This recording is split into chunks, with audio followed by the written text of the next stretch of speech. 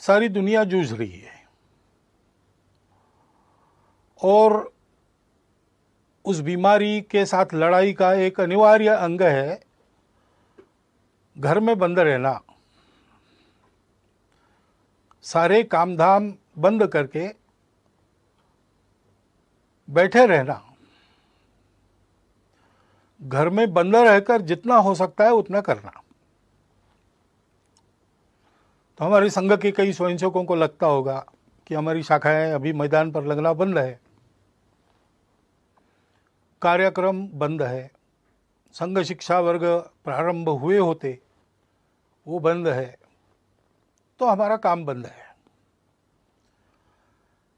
लेकिन हम अपने अपने घर में बंद है, लॉकडाउन कहते उसमें है, तो भी जीवन तो चल रहा है। ऐसे संघ का कार्य भी चल ही रहा है।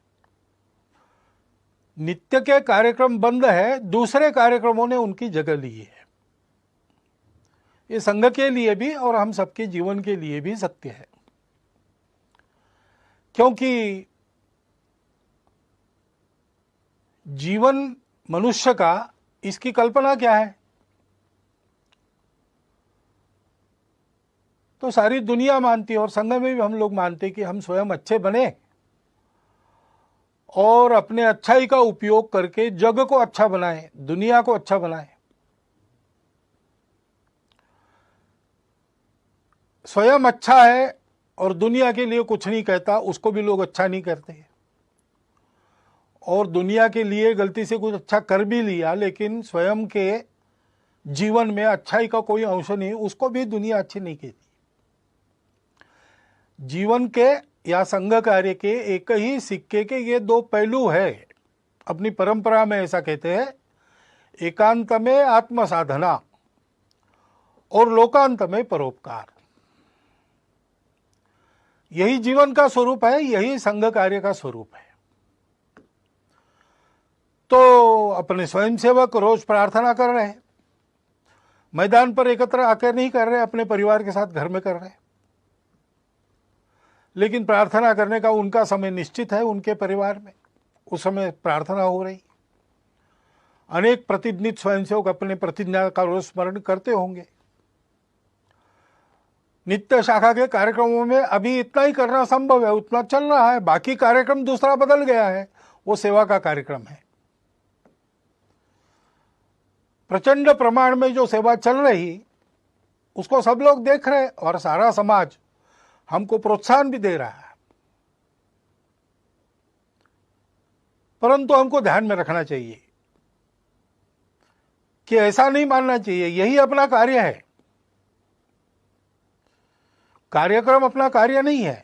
स्वयं अच्छा बनना और दुनिया को अपने प्रयास से अच्छा बनाना, ये अपना कार्य है।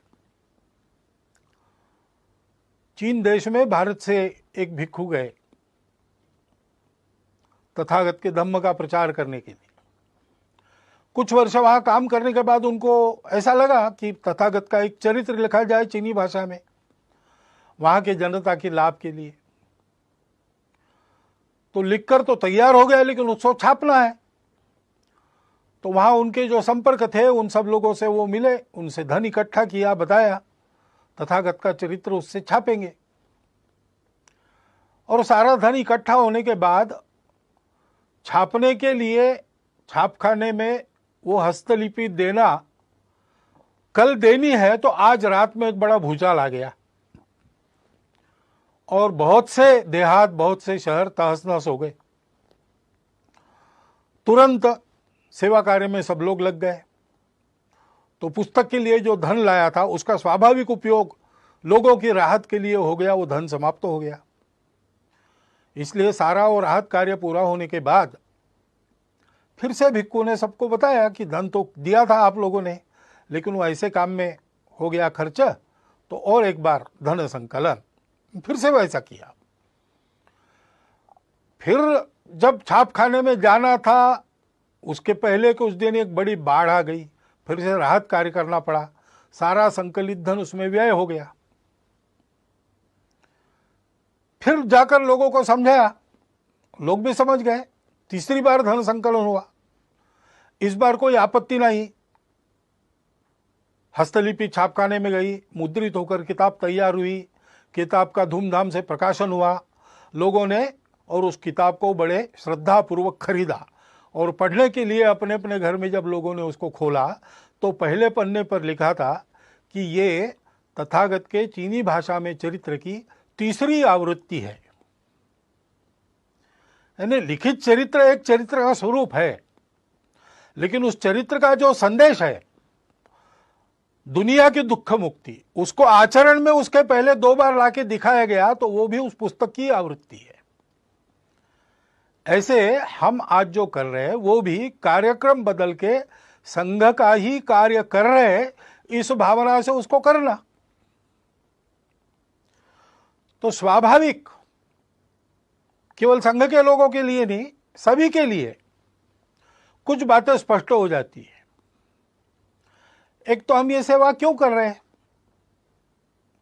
उसकी प्रेरणा हमारी स्वार्थ की नहीं है, अपने अहंकार की तृप्ति या अपनी कीर्ति प्रसिद्धि के लिए ये नहीं करना है। जो लोग सहयोगी बनना चाहते हैं उनको जानकारी हो इसलिए कुछ प्रसिद्ध करना पड़ता है। अपने कार्य की रचना में हम सबको सविस्तार वृत्त ठीक ठीक पता चले इसलिए उसको प्रकाशित करना पड़ता है। लोगों को प्रेरणा मिले इसलिए भी ऐसे कार्य में आने वाले अनुभवों का लेखन प्रकाशन करना पड़ता है। परंतु अपना डंका बजाने के लिए हम ये काम नहीं कर रहे। हम काम कर रहे हैं, ये अपना समाज है, अपना देश है, इसलिए इस स्वार्थ, भय, मजबूरी, प्रतिक्रिया या अहंकार, इन सब बातों से रहित आत्मीय वृत्ति का परिपाक है यह सेवा। और इसलिए इस सेवा में हम लोगों को निरंतर लगना है, निरहंकार वृत्ति से लगना है, श्रेय दूसरों को देना है। और अभी ये जो विशिष्ट आपत्ति है उसमें जो सेवा करनी है उसमें लोगों का प्रबोधन भी करना पड़ता है, कई बातें बतानी पड़ती है। तो बताने का परिणाम तभी होता है जब हम उसका पालन करते हैं। और इसलिए कोरोना की महामारी के समय में अपने स्वास्थ्य को सुरक्षित रखने के जो नियम विहित है और हम लोगों को बताने वाले हैं उन सबका पालन पहले अपने को करना है। वो पालन करते हुए भी हमको काम करना है। घर के बाहर निकलना पड़ेगा, लेकिन नियम बना है कि उसके लिए अनुमति चाहिए। लॉकडाउन है तो अनुमति पूर्वक ही काम करना, फिजिकल डिस्टेंस रखना है, अंतर रखना है, वो अंतर रखकर काम करना पड़ेगा। छोटी छोटी बातों में भी सहज रहकर स्वयं उसके पालन का उदाहरण बनकर हमको लोगों को बताना है। और हम ये कर सकते हैं।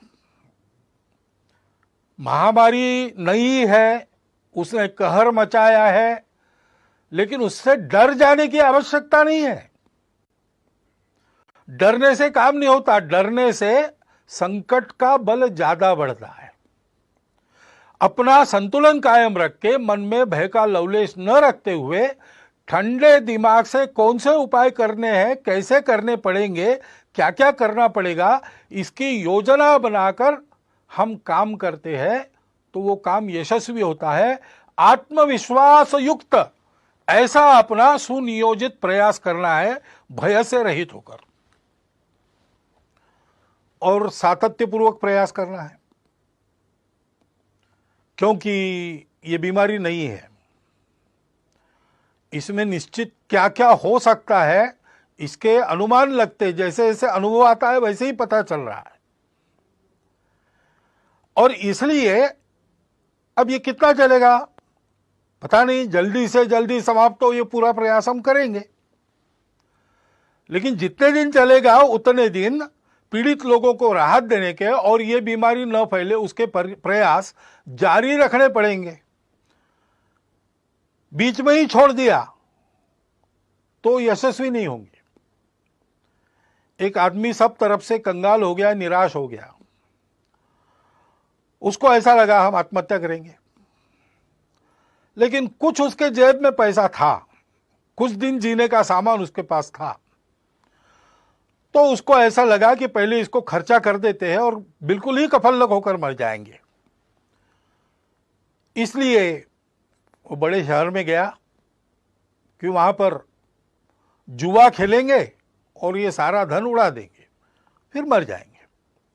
लेकिन वहां जाने के बाद उसको पता चला कि उस गांव के पास, उस शहर के पास एक बहुत लंबी चौड़ी जमीन थी जिसमें मैंगनीज मिलेगा ऐसा लगता था। इसलिए 2-3 माइनिंग कंपनीज ने वहां आकर खुदाई की। 250 फीट नीचे गए लेकिन मैंगनीज मिला नहीं, निराश हो गए। इसलिए उसका लीलाव वो करने वाले थे, तो उसको लगा कि ये भी एक जुआ है, चलो जाके बोली बोलेंगे। अब इतना तो धन नहीं था उसके जेब में कि इतनी बड़ी जमीन खरीदी कर सके, लेकिन वो 250 फीट की जमीन नहीं थी, 250 फीट का लंबा चौड़ा गहरा गड्ढा बना था। उसको कौन खरीदेगा?